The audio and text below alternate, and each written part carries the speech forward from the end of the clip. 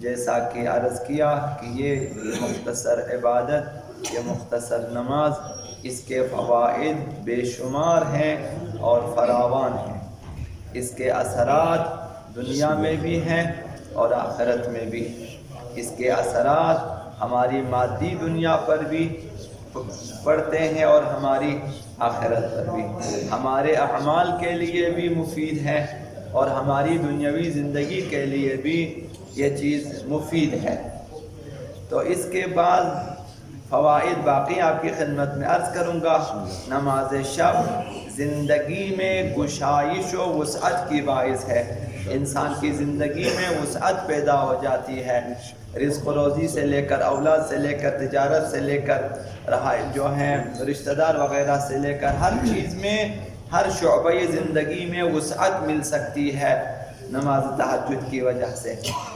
تہجد گزار شیعیان آقا امام صادق علیہ السلام میں سے قرار پائیں گے۔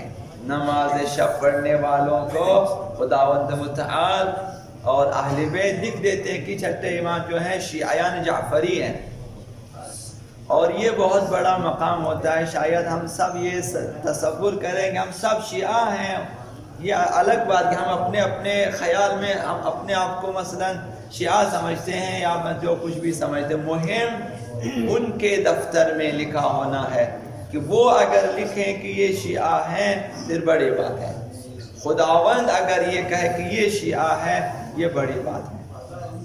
تو نماز شب کے توسط سے انسان کا نام شیعیان اہل بیت کی فہرست میں لکھا جائے گا۔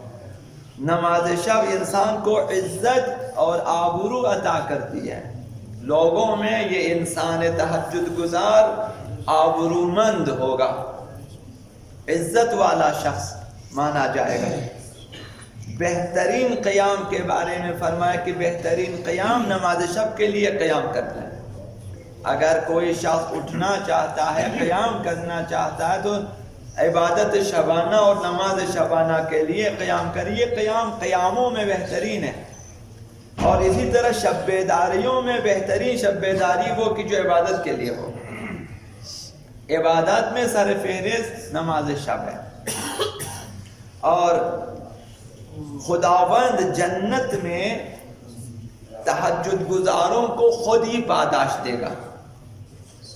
روایت ہے کہ جب قیامت کا دن ہوتا ہے اور تہجد گزاروں کو بھی یہاں تک کہ لے جاتے جنت میں، اور جنت میں خداوند متعال کی تجلی ہوتی ہے، اور نماز تہجد گزار جو افراد ہیں ان کے لیے خداوند پھر فرشتوں کو ہٹا کر خود ہی ان کو اپنی پاداش دے دیتا ہے کہ یہ تمہاری پاداش ہے۔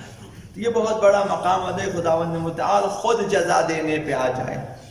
حضرت آیت اللہ مظاہری مختصر ان کی کتاب ہے تہذیب نفس کے سلسلے میں، انہوں نے چند باتیں لکھی ہیں کہ بعض چیزیں ایسی ہوتی ہیں کہ ان پر خداوند متعال کی خاص عنایات ہوتی ہیں، اور یہ چیزیں ہر کس و ناکس کو نہیں ملتی ہیں، اور ان میں سے ایک ملکہ عدالت ہے کہ انسان کے اندر عدالت آ جائے، یعنی انسان عادل بن جائے۔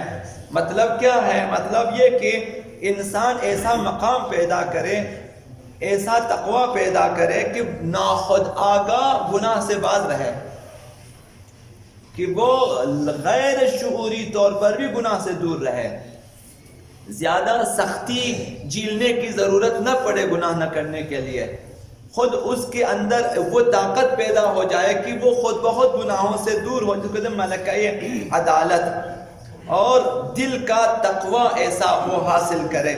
فرمائیے ہر کس و ناکس کو یہ چیز نہیں ملتی ہے، اور امید ہے کہ نماز شب کے توسط سے یہ ملکہ عدالت انسان کو حاصل ہو جائے۔ دوسری چیز فرمایا نماز میں توجہ ایسی چیز ہے کہ نماز میں نماز کی طرف معانی و مفاہیم نماز کی طرف، خدا و متعال کی طرف، نماز میں روح نماز یہی توجہ ہی تو ہے، اور پھر الفاظ کی تو اتنی حیثیت نہیں ہوتی۔ توجہ قلبی کے خداوند متعال کے حضور انسان کھڑا ہے کہ میں کھڑا ہوں خدا کے سامنے، میں جھکا ہوں اب خداوند متعال، میں تسبیح خدا کو کر رہا ہوں، میں سجدے میں ہوں خدا کے سامنے. یہ چیزیں کہ میں اب یہاں شہادتیں پڑھ رہا ہوں، میں یہاں سلام دے رہا ہوں خدا متعال کے حضور، یہ توجہ بڑی چیز ہوتی ہے. یہ توجہ فرمایا ہر کس ناکس کو نہیں دی جاتی.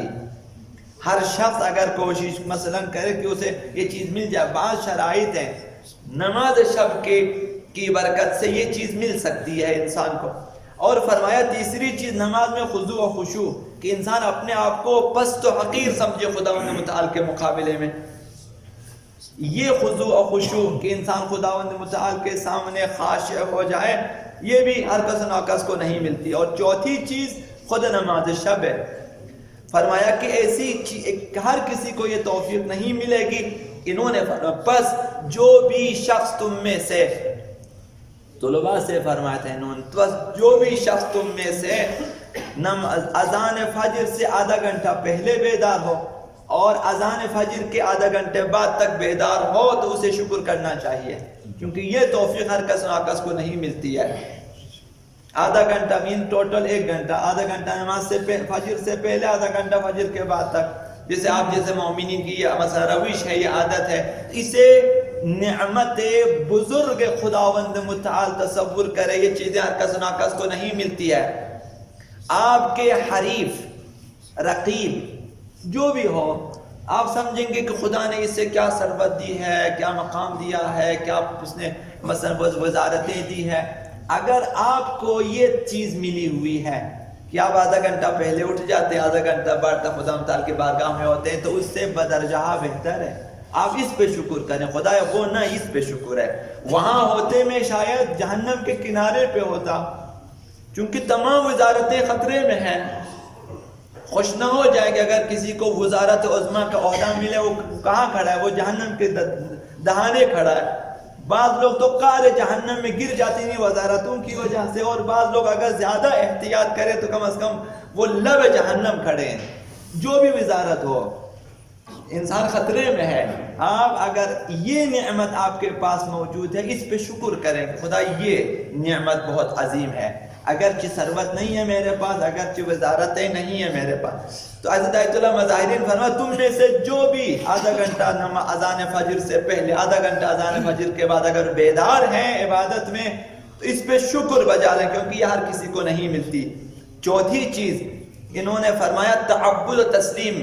خداوند متعال کے سامنے خدا کی بندگی اور خدا کے اوامر الہی کے سامنے سر تسلیم خم کرنا. بہت سارے افراد آپ دیکھیں کہ وہ حکم شرعی کے مقابلے میں انکار کرتے کہ میں نہیں مانتا اسے.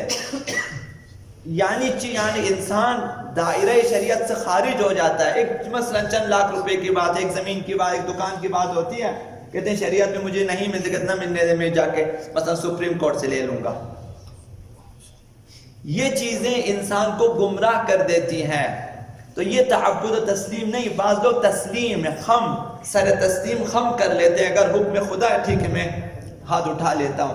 یہ تعبد و تسلیم ہر کسی کو نہیں ملتی ہے. یہ ایسی چیزیں ہیں، یہ خضوع و خشوع، یہ نماز تہجد، یہ تعبد و تسلیم، یہ توجہ نماز میں. فرمائے اس کے لیے خداوند متعال سے طلب کرنا ہوتا ہے، دعا کرنی ہوتی ہے. دعا کریں اور مانگ کر خدا سے یہ چیزیں لینی ہوتی ہیں اور التماس کرنا ہوتا ہے. فرمایا کہ عبادت کر کے خدا سے یہ چیزیں لینی ہوتی ہیں.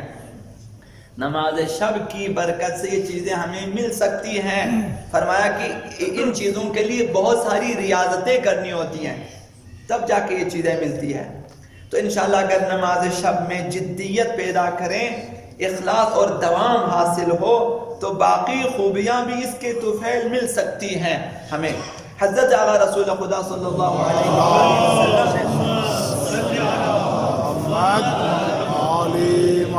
یہ آخری چیز عرض کرو، فرمایا کہ من صلی باللیل حسن وجهه بالنہار. جو شخص نماز شب بجا لاتا ہے، دن کو اس کا چہرہ نورانی ہو جاتا ہے. دن کے وقت اس کا چہرہ نورانی ہوگا. البتہ چشم بصیرہ رکھنے والے، تقوی رکھنے والے دیکھ سکتے ہیں. بے تقوی افراد پیغمبر اسلام کے چہرے پر بھی نور کا مشاہدہ نہیں کرتے تھے. یہ اس کے لیے بصیرت، تقوی اور یہ چیزیں چاہیے. خلاصہ خداوند متعال اس کے چہرے کو نورانی کر دے. کم و بیش یہ کہ فرشتوں کے سامنے یہ شخص نورانی ہے. تو اس سوال میں حضرت آقا امام سجاد علیہ السلام سے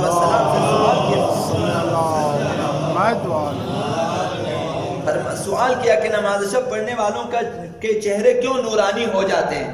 تو انہوں نے فرمایا کہ لأنہم خلو بربہم، یہ لوگ اپنے رب سے رات کی تاریکی میں خلوت کرتے ہیں، عبادت کرتے ہیں رات کو اٹھ کر.